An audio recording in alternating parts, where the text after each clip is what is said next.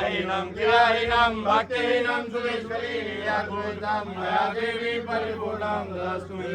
सचिया जोता वाली माता जी ਤੁਹਾਡੀ ਸਦਾ ਚੁਰਾਸੀ ਕੱਢਣ ਵਾਲੀ ਮਾਤਾ ਜੀ ਤੁਹਾਡੀ ਸਦਾ ਜਾਣਨ ਵਾਲੀ ਮਾਤਾ ਜੀ ਤੁਹਾਡੀ ਸਦਾ ਪਰਿਵਾਰ ਦੀ ਰੱਖਿਆ ਕਰਨ ਵਾਲੀ ਮਾਤਾ ਜੀ ਤੁਹਾਡੀ ਸਦਾ ਰਹਿਣ ਵਾਲੀ ਮਾਤਾ ਜੀ ਤੁਹਾਡੀ ਸਦਾ ਦੂਰ ਕਰਨ ਵਾਲੀ ਮਾਤਾ ਜੀ ਤੁਹਾਡੀ ਸਦਾ